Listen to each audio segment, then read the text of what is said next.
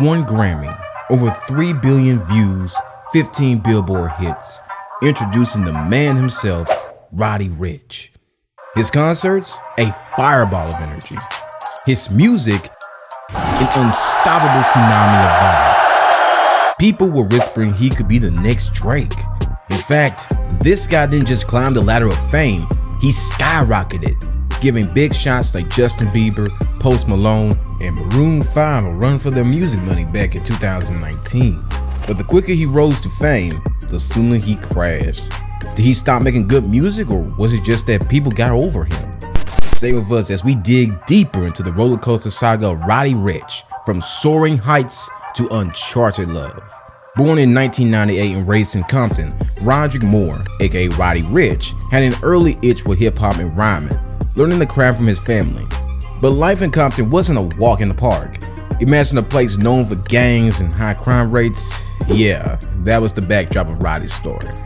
He was one of those few who dared to dream bigger than their circumstances. Roddy, from the get-go, was defying the odds, growing up in a city that wasn't exactly handing out golden tickets.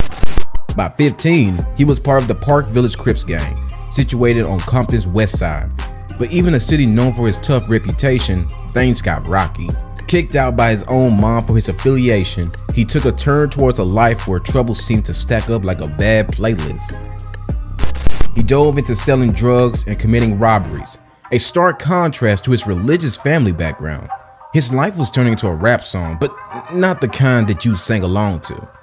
Despite growing up with a religious mom and grandma, Roddy was skeptical about the concept of God, seeing people struggle despite their faith. Then boom, a life-changing moment happened at church. He met none other than Kendrick Lamar, who offered words of encouragement. Can you imagine that impact? Kendrick, a Compton native too, who went on to achieve great things, offering Roddy a glimpse of possibility. Roddy, though, chose a different path than Kendrick. High school became a blur, marked by gang affiliations, ditching classes, and failing grades. He wasn't penning notes, he was writing rhymes. Then life slapped him in the face when he wrecked his car and faced potential gun charges at 18.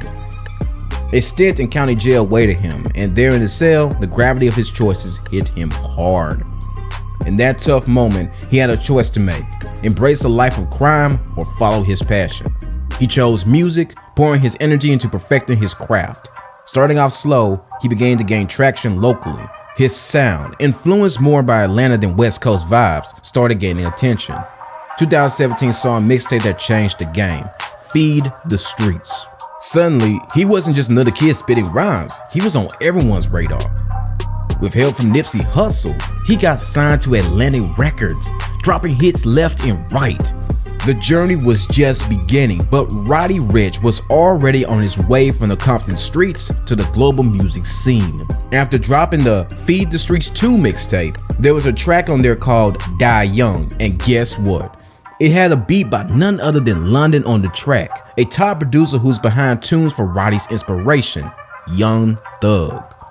The song was even dedicated to the late XXXTentacion, a rapper who'd recently passed away. Sad backstory aside, the track was an absolute banger. The song turned into Roddy's ticket to the big leagues. It went double platinum in the US and snagged a spot on the Billboard Hot 100 chart.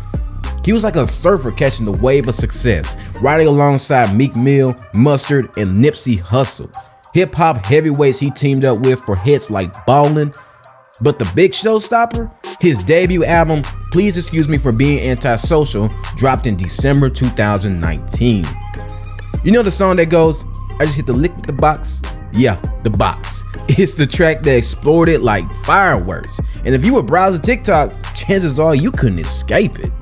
Means had a field day with that catchy ad-lib at the start, and the song spent a whopping 11 weeks at the top of the charts. Roddy even admitted that he whipped up this hit in just 15 minutes. That album skyrocketed too, selling over 101,000 units in the first week. To put that in perspective, even established artists like Lil Durk were putting similar numbers with their albums. And Roddy, he didn't just hit the jackpot, he set a new record for the longest running debut rap album at #1 since 50 Cent's iconic Get Rich or Die Trying. By now, you think Justin Bieber and Selena Gomez will be begging their fans to stream their music just to catch up, but there's no stopping the rising star. And in 2020, Roddy scooped up a Grammy for Best Rap Performance. Now that's a flex. But hey, remember how they say too much of a good thing could be, well, not so good? That's where Roddy's ride took an unexpected twist. He had a taste of fame, then took a breather before dropping his next album, Live Life Fast, in 2021. Only this time, the reception was like a lukewarm bath, mixed reviews, critiques, and even comparison to a sophomore slump. The problem? Well, he set the bar so high, and while he was aiming for a masterpiece, it ended up sounding more like a remix of what worked before. People felt it lacked Roddy magic, that spark that set him apart. Even the sales dipped from the impressive 100,000 units of his debut to a more modest 62,000 for this one. Ouch. Now, Roddy didn't ignore the chatter. He talked about how things didn't go exactly as planned, how the stars didn't align, and how his grand vision didn't quite materialize. But he had this confidence that everything would be okay, that he'd still remain on earner. Yet, he couldn't escape the backlash when he shared a snippet of his song Out of My Mind on Twitter, only to be met with brutal criticism. Memes flowed, comparing him to the likes of Chance the Rapper. And then, Roddy did something quite unexpected. He deleted his Twitter account and wrote an Instagram story that read, "Guess I'm a flop now." The tide had turned. But wait, there's more. Behind the scenes, Roddy was grappling with personal demons. He opened up about his family matters, how the possibility of losing a family member weighed heavy on his mind. His introspection revealed a more vulnerable side to the superstar rapper, and he even admitted to not being as focused on music as he should have been. As he geared up for Feed the Streets 3 in 2022, Roddy took a different approach.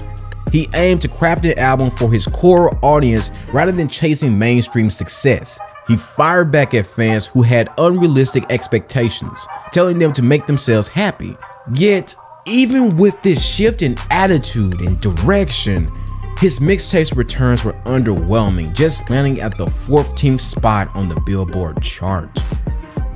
The high of success sometimes comes with a risk of a steep fall, and it appears that Roddy was learning this the hard way. His journey, once full of promise, hit some rough patches. Yet, in the midst of this whirlwind, he was finding his footing again, striving to reconnect with his roots and rekindle the spark that ignited his rise to stardom. With his next project, tentatively titled Love Is Barely Real Anymore, on the horizon, the question remains, can Roddy recapture the magic that made him shine so bright? Only time will tell if he can pull himself out of this artistic and personal roller coaster and once again carve out his place in the musical landscape. If you enjoyed diving into the journey of this hip-hop star, don't forget to show some love by smashing that like button and hitting subscribe for more captivating hip-hop content.